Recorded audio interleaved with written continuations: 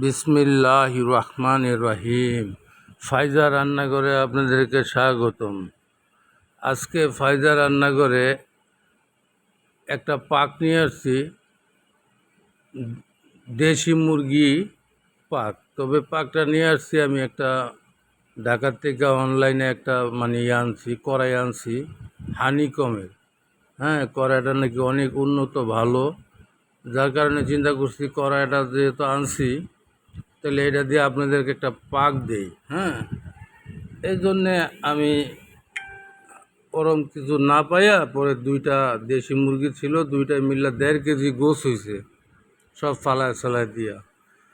তো 1.5 কেজি গোস, হ্যাঁ, এই যে দেখেন আমি ওই নতুন কিনে আনছি, প্যান্ডার মধ্যে দিয়া আপনার তেল দিয়া এই যে আমি পেঁয়াজ দিয়া লাড়াচাড়া দিতেছি। হ্যাঁ, তো ভাই এই যে আপনাদের কাছে দোয়া করি, দোয়া চাই, মাপ করি, মাপ চাই। দুনিয়া ক্ষণস্থায়ী, আখেরাত চিরস্থায়ী। হ্যাঁ, আমরা এটা ভুলা যাই, আমরা কথায় কথায় ভুলা যাই দুনিয়া ক্ষণস্থায়ী, আখেরাত চিরস্থায়ী। এই যে দেখেন আমি যেহেতু গোস্ত একটু বেশি, আমি 3 টেবিল চামচ, 1.5 টেবিল চামচ করে আদা রসুন দিছি, এবার এই যে 3 টেবিল চামচ। হ্যাঁ, আমি মোটামুটি এই যে পরিমাণ মতো একটু নুন দিয়ে দিছি,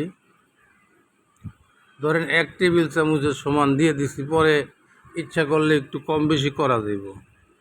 আমি একটু পেঁয়াজগুলা ব্রাউন কালার করবো না, এই কালার থাকতে আমি অন্য অন্য উপকরণগুলা দিয়ে দেবো একটার পর একটা। এই যে আপনার হলুদ দিছি, আমি এই যে 1 টেবিল চামচ হলুদ দিছি, 1 টেবিল চামচ একটু কম, আর 1 টেবিল চামচ আপনার মরিচ দিয়ে দিলাম। পরে আবার কিছু কাঁচা মরিচ দিব, এই যে আমি ধইনা দিয়ে দিছি। তবে আমি জিরাটা মাঝামাঝি পর্যায়ে দেই, আর আমার মশলাটা, আমার বানানো মশলাটা এই যে দেখেন আমি এই যে হানিকমের যে কড়াইটা আনছি, এটা আমার বারাটারা সহ আপনার এই আমি যে তেজপাতা দিয়ে দিলাম, আপনার কোরিয়ান খরচ সহ আমার প্রায় 3900 টাকা খরচ হয়ে গেছে এই হানিকমের এটা আনতে। একটু পানি দিয়ে দিলাম। এটার আপনার উপরে ঢাকনাটাও খুব সুন্দর। হ্যাঁ, আর এটা দিয়ে যেই কোনো চামচ ব্যবহার করা যায়, স্টিল মিস্টিল সব ব্যবহার করা যায়, কোনো সমস্যা হয় না। এটা মূলত চায়নাতে তৈরি হয়, আর ইতালি, ফ্রান্স এই উন্নত কান্ট্রিতে চলে যায়। একটু প্রাইস বেশি, তো এই জন্য বাংলাদেশের যারা ব্যবসা করে এক্সপোর্ট ইম্পোর্ট, ওনারা একটু দাম বেশি যেগুলো, ওগুলো আনতে চায় না, দেখতে চকচক করে, দাম কম, ওগুলা নিয়ে আসে। আরে ভাই, ভালো জিনিসও আনেন, বাংলাদেশি মন আছে, তাদের সম্পত্তি কম থাকতে পারে কিন্তু তাদের আত্মা আছে, অন্তর আছে। এই যে দেখেন আমি কাঁচামরিচও দিয়ে দিছি, আমার মশলা দিয়ে দিছি, এবং আমি জিরা, ভাজা জিরা দিয়ে দিছি।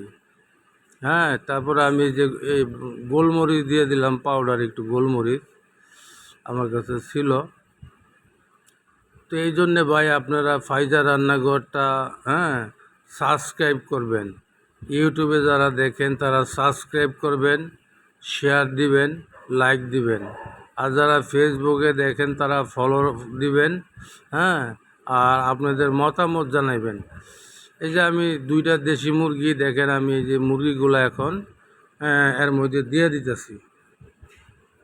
এই যে মোটামুটি একটু তেল ছাইড়ে দিচ্ছে, এই যে আমি মুরগিটা দিয়ে দিলাম।